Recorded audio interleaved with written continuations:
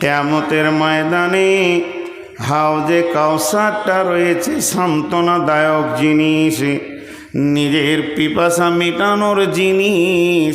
এটা আমার রবের তৈরি, পৃথিবী মানবের নয়। কিন্তু ওই হাজে কাউসারটা আমার রব হাদিয়া করে দিয়েছেন, তোহফা দিয়ে দিয়েছেন তিনার নবীকে। সেটা কন্ট্রোল করবেন কে? আখিরি পয়গম্বর নবী মুহাম্মদুর রাসূলুল্লাহ সাল্লাল্লাহু আলাইহি ওয়াসাল্লাম। সেই হাজে কাউসারটা গোল নয়, সেটা লম্বাও নয়, চৌকান্না হবে। আপনার নজর এক প্রান্ত থেকে আর এক প্রান্ত দেখতে পাবে না, কিন্তু বিরাট লম্বা চওড়া। ওখানে আকাশের তারার মতো অসংখ্য পেয়ালা জুলজুল করে ভাসবে। চারিদিকে ফেরেশতার সিকিউরিটি দেওয়া থাকবে, আল্লাহর হুকুমের সিকিউরিটি থাকবে। অন্য কোনো দিকে পানি পান করা যাবে না। আল্লাহর নবী একই দিকে পানি পান করাবেন এবং উম্মতের হাতে পানি তুলে দেবেন। ওই পানিটার লাভ কি? ওই পানিটার ফজিলত কি? ওই পানিটা পান করলে আপনার আমার কি উপকার হবে? যতক্ষণ পর্যন্ত জান্নাতের চৌকাটা না চেঞ্জ করব, যতক্ষণ পর্যন্ত জান্নাতের ভিতরে না ঢুকব, আর আমাকে পিপাসা লাগবে না। এই হাজে কাউসারটা আমার রব তার নবীকে আতা করেছেন, তাকে হাদিয়া করেছেন। বিশ্ব নবী কাউন্টিং করবে, তারপরও সে ফেরেশতার সিকিউরিটি থাকবে। দুই দিকে কলাক্সিবেল গেটের মতো পর্দা থাকবে। আল্লাহর নবী যাকে উম্মত ভাববেন, উম্মতের প্রতীক চিহ্ন পাবেন, তার হাতে পেয়ালা পানি ধরিয়ে দেবেন। যাকে তিনি উম্মত মনে করবেন না বা উম্মতের কিছুই যার কাছে পাওয়া যাবে না, ওই লোকটা যখন যাবে পানি পান করতে, বিশ্ব নবী জীবনেও কাউকে রেগে কথা বলেননি। সেই দিনই বলবেন সোহকান সোহকান লিমান গাইয়েরা মিন দিনি, সোহকান সোহকান লিমান বাদ্দালা মিন দিনি। তুমি আমার সামনে থেকে সরে যাও, আমার আনিত আদর্শ আইডিয়ালকে তুমি চেঞ্জ করে দিয়েছো, বদল করে দিয়েছো। তোমার সঙ্গে আমার কোনো আত্মীয়তা নাই। নবী উম্মত, উম্মত নবী যে একটা সম্পর্ক, এটা বাতিল ঘোষণা করা আছে তোমার সঙ্গে আমার। অতএব তুমি আমার কাছে পানি পাবে না।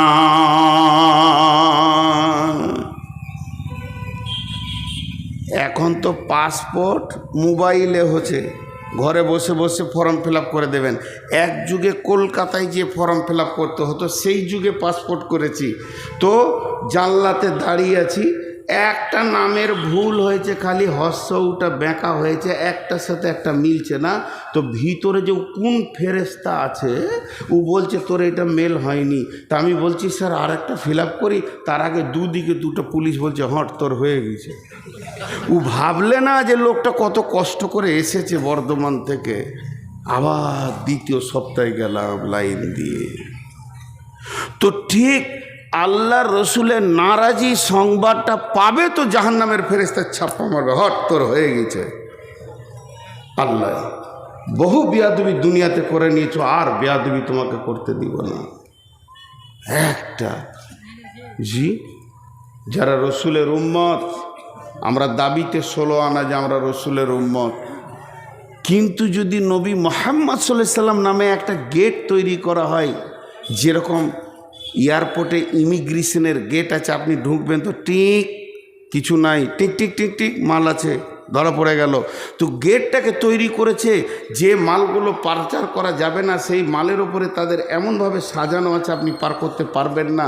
যদি ওই রকম হতো যেখানে একটা গেট আছে, যে উম্মত হবে পেরিয়ে যাবে, সাউন্ড হবে না, আর যে উম্মতের বাইরে টিক টিক করবে, তা আমরা একটাও পেরোতে পারতাম না।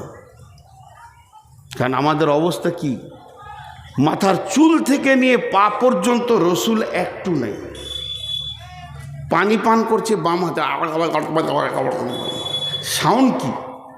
ডান হাতে পানি পান করে না, আবার স্টাইল করে বাম হাতে খাচ্ছে। জি, খাওয়ার শেষে দোয়া, ও এটা আবার এর আধুনিক দোয়া। কোনো জায়গায় রসুল নাই, না পেচ্ছাবে আছে, না পায়খানাতে আছে, না শোয়াতে আছে, না খাওয়াতে আছে। কথায় কথা মনে পড়ে যায়, 68 বছর বয়স, 8টা ছেলের বাপ, টাকা আছে, হজ করে এসে বাড়িতে ফিরেছে, হাজি সাহেব মানুষ, ফরজ গোসল জানে না। এবার বলেন ওর জীবনের নামাজগুলো কবুল হয়েছে কিনা মুফতি সাহেব বলবে। 8টা ছেলের বাপ, যে কাজে ফরজ গোসল করতে হয় সে কাজ ওর দ্বারা হয়েছে। হজ করে আসার পর মসজিদে জিজ্ঞাসা করা হচ্ছে গোসলের ফরজ কি, বলছে জানি না। বলুন ওর জীবনের নামাজ আর বাইতুল্লাহতে থেকে এসছে কি হালাতে, সেটা পাক হালাতে না না পাক হালাতে। আজকে আমরা রসুলের কাছে পানি পান করব, হবে না। কিন্তু পানিটা বড় সান্ত্বনাদায়ক জিনিস। আমি একটা তফসির দেখছিলাম, কতটা সহি জয়ীফ জানি না, বলছে বর্তমান যেটা জমজমের কূপ, এইটাই হাজে কাউসারে আল্লাহ পরিণত করবেন। বর্তমানে যেটা জমজমের কূপ, এটা হাজে কাউসারে পরিণত হবে। নাম্বার 2, যারা পৃথিবীর বুকে রোজা রেখেছে, বিশ্বনবী 6 মাস আগে রোজার প্রস্তুতি নিতেন, সাজো সৈন্য সাজো, আনন্দ করতেন রমজান আসবে। আমাদের কাছে আর মাত্র 3 থেকে 4 মাস রয়েছে রমজান, আমরা সকলে রোজা রাখবো ইনশাআল্লাহ। আগত রমজানকে সুস্বাগতম জানাচ্ছি। যারা রমজান মাসে রোজা রেখেছে তাদের সব থেকে কিয়ামতের মাঠে বড় উপহার স্বয়ং আমাদের রব আল্লাহ রোজাদারদের মোলাকাতে কিয়ামতের মাঠে আসবেন। কিয়ামতের মাঠে রোজাদাররা আল্লাহকে দেখবে। হাজি ভাই, যার কাছে আমার জীবনের সমস্ত মানদণ্ডের হিসাব, জান্নাত জাহান্নামের ফাইসালা, যিনি আহকামুল হাকিমিন, যিনার কোনো পরামর্শদাতা নাই আর প্রয়োজনও নাই, যিনার কোনো উকিলের প্রয়োজন নাই, তিনি যদি সমস্ত জাহান্নামীকে জান্নাতে দিয়ে দেয় তো কেন দিলে কথা বলার কারো ক্ষমতা নাই। সেই রকম মাবুদ আপনার আমার মোলাকাতে আসবেন এই রোজার কারণে। রোজা ছাড়বো ইনশাআল্লাহ, রোজা ছাড়বো না রোজা রাখবো? রোজা রাখবো ইনশাআল্লাহ। নাম্বার 3, ইয়াউমা তারাল মুমিনিনা ওয়াল মুমিনাতি ইয়াসআ নূরুহুম বাইনা আইদিহিম ওয়া বিআইমানিহিম বুশরাকুমুল ইয়াউম। কিয়ামতের মাঠে সর্বপ্রথম যেটা মানুষের প্রয়োজন হবে সেটা আলো। তার কারণ কিয়ামতের ময়দানটা অন্ধকার হবে, সূর্য থাকবে না, তারা থাকবে না, নক্ষত্র থাকবে না, বিদ্যুৎ প্রকল্প থাকবে না, জেনারেটর থাকবে না, মোমবাতি থাকবে না, জোনাকি পোকা থাকবে না। যে উপকরণ দিয়ে আমরা আলো পাই এগুলো একটাও থাকবে না। কিয়ামতের ময়দানটা চমকাবে একটা আলোতে। ও আশরাকাতিল আরদু বিনূরি রাব্বিহা, আমার রবের নূরে কিয়ামতের ময়দান চমকাবে। তবে তার নূরের ভিতরে থাকবে কুদরতি ক্ষমতা। বেঈমানরা সে নূর দেখতে পাবে না। যে বেঈমানরা এই পৃথিবীতে মসজিদের দরজা দেখেনি তারা কোনোদিন সেই নূর দেখতে পাবে না।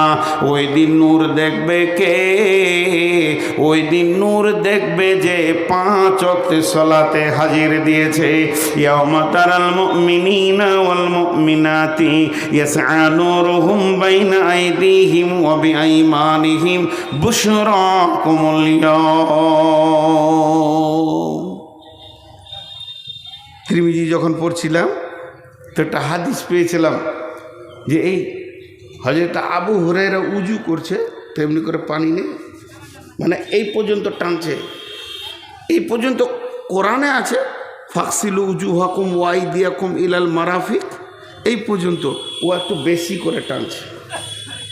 আর হযরত উমর রাগী মানুষ, দেখতে দেখতে, আর ই যত রাগী তত নরম, জীব যত নরম দাঁত তত শক্ত থাকে পাশে পাশে।